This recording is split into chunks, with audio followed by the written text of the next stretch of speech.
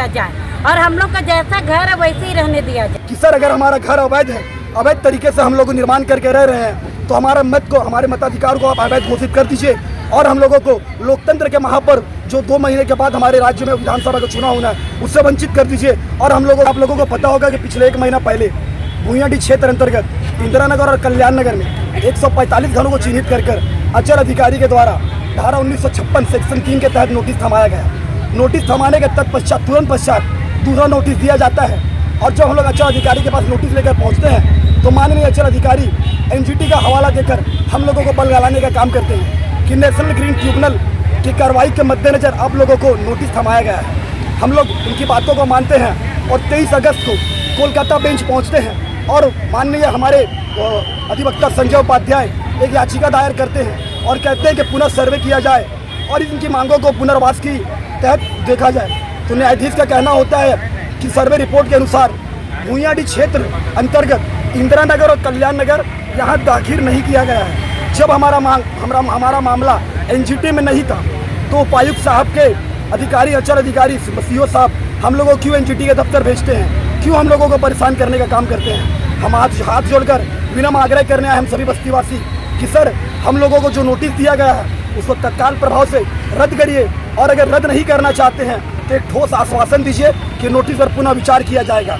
अगर हम लोगों को नोटिस वापस नहीं लिया जाएगा या कोई ठोस आश्वासन नहीं दिया गया तो आज हम लोग मांग पत्र सौंपने आए हैं, आग्रह पत्र सौंपने आए हैं। 72 घंटे के बाद हम सभी बस्तीवासियों ने व्यक्तिगत तौर पर यह निर्णय लिया है कि अगर हमारे मत से जीते हुए विधायक, हमारे मत से जीते हुए सांसद हमारे साथ आज दुख की घड़ी में नहीं खड़े हैं, केवल आरोप प्रत्यारोप और राजनीति का गंदा खेल हम बस्तीवासियों कंधे पर बंदूक रखकर चलाने का काम कर रहे हैं, तो आने वाले विधानसभा चुनाव में हम सभी बस्तीवासी न तो मत देने जाएंगे और मत देने से पहले 72 घंटे के पश्चात अगर हम लोगों के ऊपर कोई ठोस आश्वासन नहीं दिया जाता है तो हम लोग व्यक्तिगत तौर पर एक अर्जी लेकर आएंगे उपायुक्त महोदय के पास और कहेंगे कि सर अगर हमारा घर अवैध है, अवैध तरीके से हम लोग निर्माण करके रह रहे हैं, तो हमारे मताधिकार को आप अवैध घोषित कर दीजिए और हम लोगों को लोकतंत्र के महापर्व जो 2 महीने के बाद हमारे राज्य में विधानसभा का चुनाव होना है उससे वंचित कर दीजिए और हम लोगों को जो पहचान पत्र है उसको आप निष्क्रिय करके जमा ले लीजिए।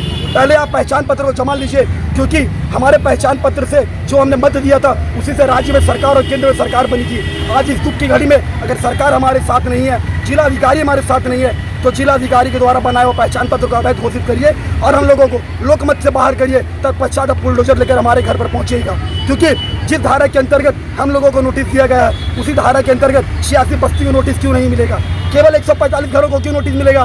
क्योंकि हमारे नोटिस में कहीं भी एनजीटी का उल्लेख नहीं है। हम लोगों को झारखंड राज्य सार्वजनिक भूमि अधिग्रहण धारा 1956 के सेक्शन 3 के अंतर्गत नोटिस दिया गया है। तो आप लोगों को पता होगा, आप पढ़े लिखे प्रेस के बंधु हैं कि 86 बस्ती में शायद ही कोई ऐसा जमीन होगा जो गैर मंजूर हुआ या किसी के रजिस्ट्री प्लॉट होगा। अधिकांश बस्तीवासी इसी तरह गैर दखल करके रह रहे हैं। तो केवल 145 लोगों को चिन्हित करके नोटिस क्यों दिया जाए?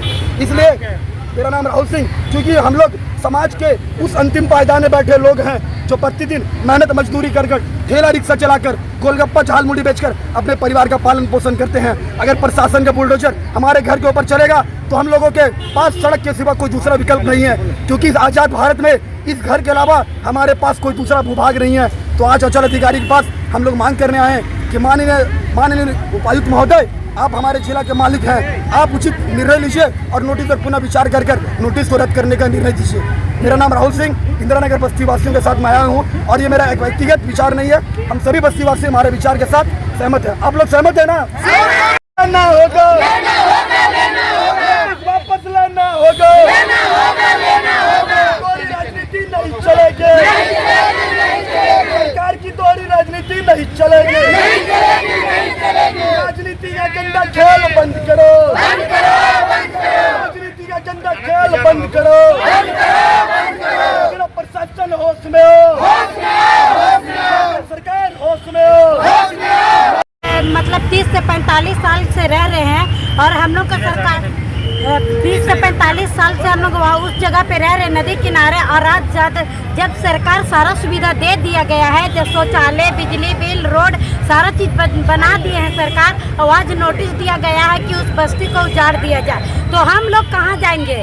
जब अपना गरीब आदमी हम लोग सरकारी स्कूल में पढ़ा कर बच्चा को रोड पर सब्जी बेच कर हम लोग अपना जीवन यापन कर रहे हैं, और जब एक झोपड़ा बना के हम लोग रह रहे हैं तो उसे सरकार तोड़ने के लिए कहा जा रहा है। तो हम लोग गरीब आदमी कहाँ जाएंगे सर? हम लोग को बस इतना ही रिक्वेस्ट है कि हम लोग को नोटिस वापस लिया जाए, जो भी नोटिस दिए हैं उसे वापस ले लिया जाए और हम लोग का जैसा घर है वैसे ही रहने दिया जाए। नाम बताइए। मेरा नाम पुष्पा कुमारी है। कहाँ पर है सर? कल्याण।